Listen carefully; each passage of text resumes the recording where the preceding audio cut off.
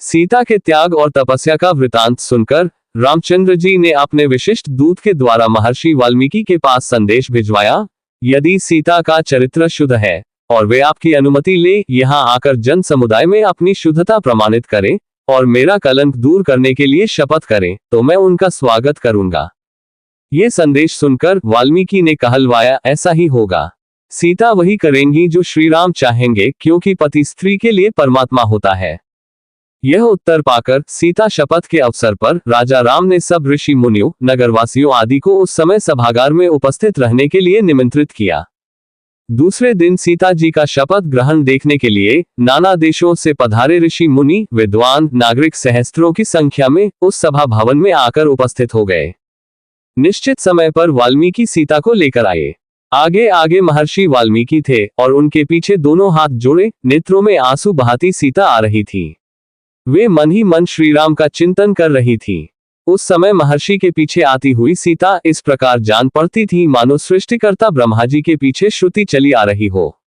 काषाय वस्त्रधारिणी सीता की दीनहीन दशा देखकर वहां उपस्थित सभी लोगों का हृदय दुख से भर आया और वे शोक से विकल हो आंसू बहाने लगे।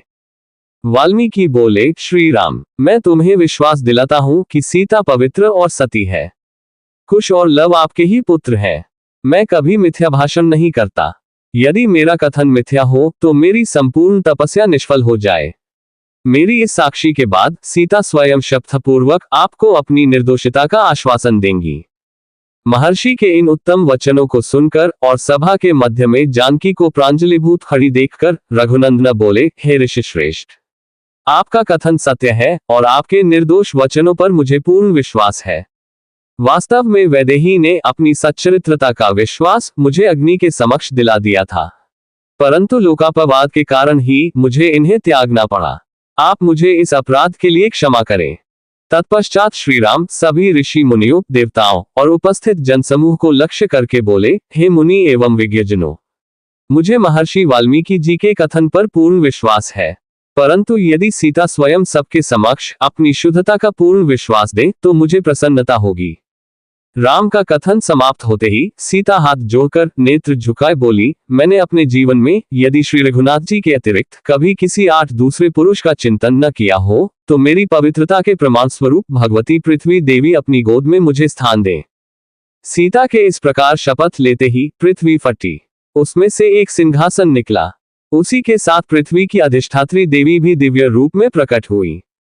उन्होंने दोनों भुजाएं बढ़ाकर स्वागत पूर्वक सीता को उठाया और प्रेम से सिंहासन पर बिठा लिया। देखते देखते सीता सहित सिंहासन पृथ्वी में लुप्त हो गया। सारे दर्शक स्तब्ध से यह अभूतपूर्व दृश्य देखते रहे। संपूर्ण वातावरण मोहाच्छन्न सा हो गया। यज्ञ की समाप्ति पर सुग्रीव, विभीषण आदि सहित राजाओं तथा ऋषि मुनियों एवं निमंत्रित जनों को अयोध्यापति राम ने सब प्रकार से संतुष्ट कर विदा किया। इसके पश्चात उन्होंने राजकाज में मन लगाया। प्रजा का पालन करते हुए उन्होंने असंख्य यज्ञ एवं धार्मिक अनुष्ठान किए। उनके राज्य की महिमा दूर दूर तक फैल रही थी।